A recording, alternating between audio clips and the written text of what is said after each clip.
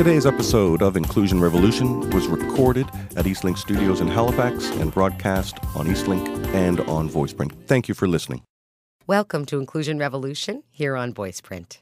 This week on our show, we're really excited to welcome Dr. Jason Fox. We're going to be talking a lot about traditional and non-traditional medicine, whether you call that East-West, whether you call that holistic versus medical. The reality is that for persons with all types of disabilities, it's an ongoing challenge to really understand where traditional medicine, our doctor and the medications that we're all on, depending on our disability, and a holistic approach really meets. I myself have always felt there's been this invisible fence between holistic medicine and what we again call traditional medicine.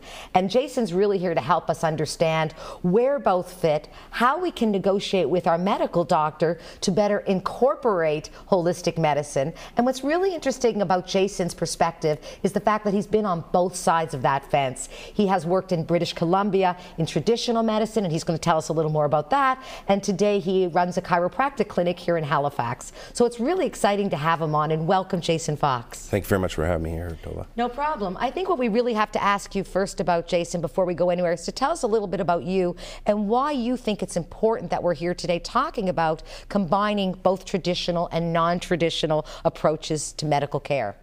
Well, I started my healthcare career, or lifestyle, I guess, probably 19 years ago.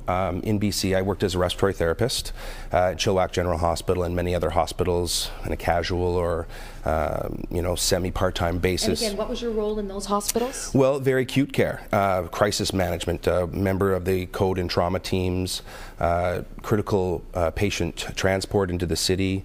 A lot of ventilator life support, work, and just you've sort of seen it all in terms of severity of health issues. Absolutely, things that are considered both disabilities that are chronic and long term, which are very severe and really take a toll on us as Canadians, as well as people in critical crisis.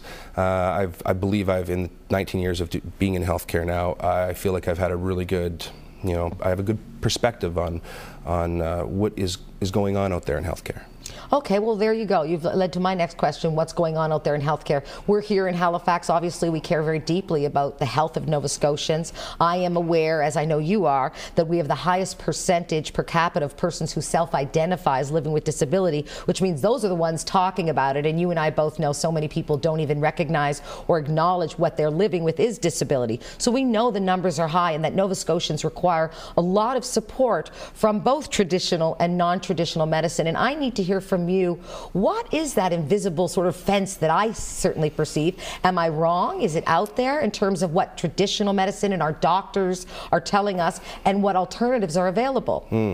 Well, I think that's a great question because a lot of people, in Nova Scotia and in Canada look to their medical doctors. We have been saying that we've, in the last 30 years have had a decline in our healthcare system. I mean, we, as you know, Nova Scotia ranks, we just talked about this earlier, very high in a number of disabilities.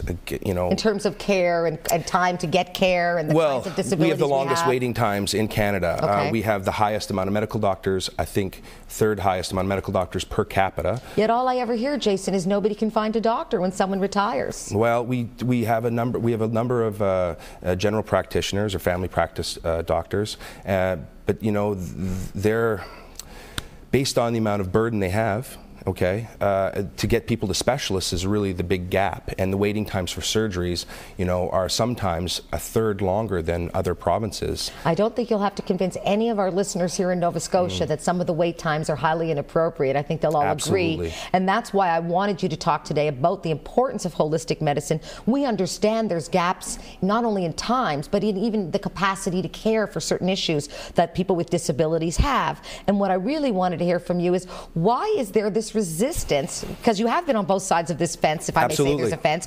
What is the resistance and why, and what can we do as individuals with disability to advocate better with our medical doctor to better understand how we can sort of take that separation out and really start working holistically?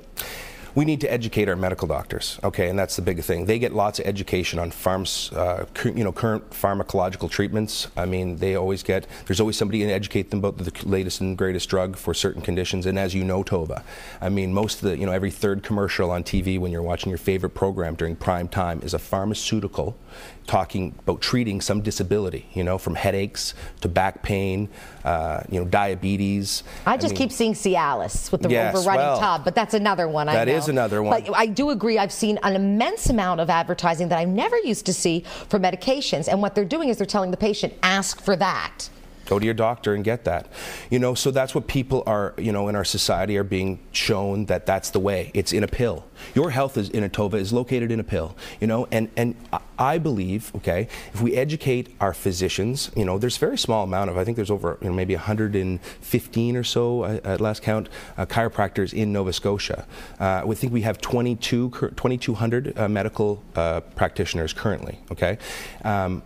Tova, I've been practicing here for over 6 years. I think I've had one piece of paper that said go to a chiropractor on it from a medical physician. Yet I see a number of patients with back pain and headache and other stuff, and they've never been referred to go to an alternative care practitioner. And I think it's just, they don't know. There's such a, there's so many different types of chiropractic, so many different types with my field, back pain and this sort of disability. I mean, there's so many different remedies out there. People just don't know where to go to. I mean, the research is out there for acupuncture. The research is really, really out there for chiropractic and for other sorts of physical and exercise-based treatments, but medical doctors aren't pushing people towards, we should really be looking at taking care of your lifestyle condition. And I am not the best to do it because I refer people to surgeons and I give medications, but, we can use preventative measures, instruct your patients to get to the gym. In other words, you're looking for doctors to say, I'm not the person to take care of this, but if you took a holistic approach, that might be the way to go, and that's not really what's happening. And I think we all sort of have a sense of that. And again, I don't want to generalize about the entire medical community, of course not. But there is certainly a sense that we aren't getting that information. The other barrier that I see my clients or persons with disabilities facing all the time is the cost. MSI will cover the meds. MSI will potentially cover limited physio, but only for a very short time. But I can assure you, MSI does not cover my chiropractor, my acupuncturist, presuming I use them. Psychologist, dentist, physiotherapist. Dentist. Right. So many people, as a result, of course, have taken on additional health plans, such as myself. And they're very expensive. So a lot of the people I work with disabilities who don't necessarily have a health plan aren't necessarily working, which is where most of us get our health plans. And as a result, they're going to their doctor and saying, I need more help. But perhaps that doctor's also not referring them because they don't have the money to pay that so-called extra service, because MSI does frankly not recognize it as being a basic essential medicine. Is that true? I think so. I think most physicians are especially in Nova Scotia, very empathetic towards their patients regarding the cost of these alternative therapies. And when they don't see, they're not taught or educated about the potential benefits of these type of therapies that are, obviously the research is out there, but they're not exposed to it. So how do they properly give direction to somebody on an alternative therapy of which they know nothing about, right? So their confidence is very low, right? Because they don't get a lot of exposure to this, okay? So then how do you tell somebody that socioeconomically depressed, does not have the funding or the financial ability to get a private insurance plan? So they say, do you have coverage for physiotherapy? Well, if you don't, then I recommend that you do this, and here is a prescription that may help you get through this, and hopefully it will resolve. Because they understand there is a financial limitation, it's an imperfect world. And pills are covered under MSI to a certain degree, so it's the cheapest, but it's not necessarily the cheapest, because people who are kept on medications for a problem, not getting, and for a period of, for a hip or a spine or a shoulder, for up to 18 months to get access to a surgeon, they are already disabled by the time they get their surgery. Therefore, we know that people atrophy if they're in pain. They get depressed. It lasts longer. The chronic pain syndrome just sort of snowballs, and then we get people that get their surgery, but how do they rehab themselves back when they don't have the funding in the first place to be able to afford to go to a chiropractor 2 to 3 times a week initially to get yourself, or physiotherapy treatment or massage therapy?